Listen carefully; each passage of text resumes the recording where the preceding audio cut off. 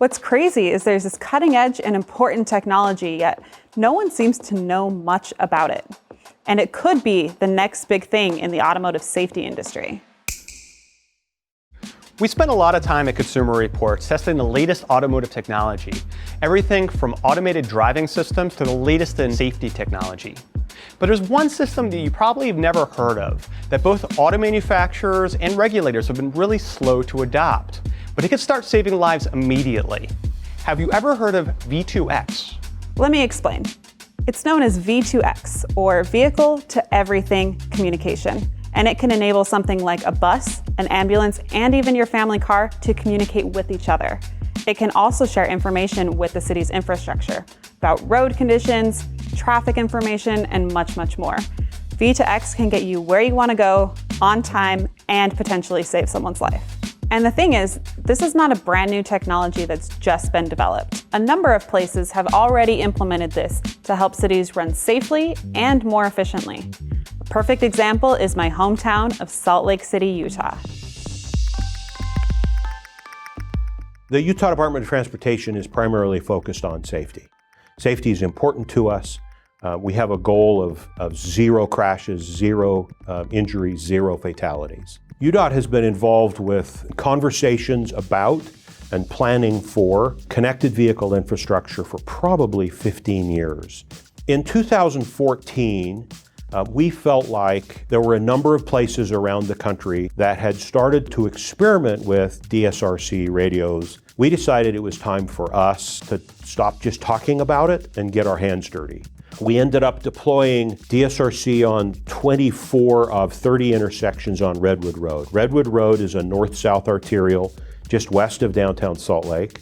It's a very long, straight arterial corridor. We took an 11-mile section and outfitted 24 of those intersections with DSRC radios. And then we outfitted some UTA buses. The way this corridor works is as the bus travels down the corridor, it knows whether it's on schedule or not. If it's behind schedule by 5 minutes or more, it then can request priority of the signal. It sends a message through the DSRC radios and says to the traffic signal, I'm behind schedule. Can you adjust your signal timing to give me green to get me through? What we've discovered through the analysis of the data on that system is that we're improving the schedule reliability of the buses that are equipped by 6% during the morning and afternoon peaks. Getting people where they want to go on time is definitely important, but we're really focused on safety. Anyone who's been to Utah in the winter can attest the snow is no joke and can make very hazardous driving conditions. But V2X has proven itself in that case too. This past winter, we equipped 47 of our snowplows that plow those sections of our roadways. When the plow slows down or stops, it's obviously not throwing snow effectively. So keeping it moving is a more effective way of removing snow and ice from the road. There is some research out there that tells us that if you can remove the snow and ice from the road a little sooner, you can prevent snow and ice related crashes. And so that's our goal here. V2X can also help in more serious circumstances. Imagine, there's two cars equipped with this technology and they're involved in a crash. The cars themselves are able to alert authorities immediately. They won't have to wait for anyone else to call for help. And for police and fire trucks headed to the scene, all traffic lights could instantly turn green without any human intervention. V2X working in this way could save precious minutes in an emergency. V2X could even alert your car to an accident before you even see it. And it's not just Salt Lake City. Columbus, Ohio, Pittsburgh, Pennsylvania, and many more are rolling out similar technologies. So after hearing how capable this technology is, you might be wondering, why isn't it in the car that's sitting in my driveway? What are the car manufacturers waiting for? Well, the answer has been playing out for years, and it's the automotive industry equivalent of the VHS Betamax format competition back in the 80s. There are two technologies that can enable V2X. DSRC, which is dedicated short-range communication. It's the technology they're using in Salt Lake City. It acts like a walkie-talkie and can communicate with lots of other radios within a small area. Then we have cellular, which is analogous to how your cell phone works. It can relay messages over much longer distances, but can only talk to one radio at a time. So now the auto manufacturers are stuck between two dueling forms of V2X, and neither have really gained overwhelming support in the industry. And this is why companies are hesitant to implement either one or the other.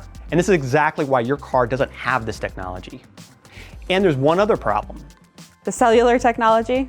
We're really only in the beginning stages of testing its viability. All the talk about its capabilities at this point is only theoretical. V2X using 3G and 4G has begun testing in the real world, and 5G is still being developed. We at CR understand that the federal government has been sending automakers mixed signals and has taken far too long to finish its research on V2X technology. But there's a version of V2X that's here now, and we know it works. There's a real urgency to figuring out this problem, and fast. The FCC is planning to take away the spectrum reserved for cars to talk to one another and give it away for things like household Wi-Fi that have nothing to do with safety. If we lose this portion of the spectrum, V2X becomes much less capable as a safety tool in the foreseeable future. It'll have limited abilities, and most of the practical applications may be lost. Systems like the one found in Salt Lake City would require significant overhaul to utilize a smaller fraction of the remaining spectrum. This may ultimately limit the full potential of the safety technology. There's also the possibility of manufacturers charging a fee for your safety. Imagine having to pay a monthly subscription to keep your safety gear working. The prospect of losing V2X technology is incredibly concerning, and so CR has been fighting. We've been pushing the FCC to reserve this spectrum for transportation safety. And we've also been pushing automakers to make sure that they roll out this technology as quickly as possible. We want to avoid one manufacturer adopting a different system than another. Toyotas need to be able to talk to Toyotas, but they also need to be able to talk to all of the other car brands.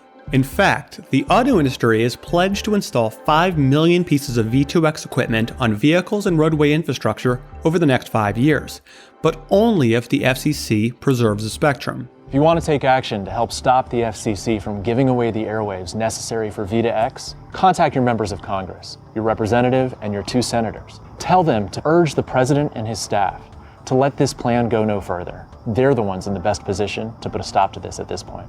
V2X has the potential to make our roads safer and save countless lives, and the time to act is now.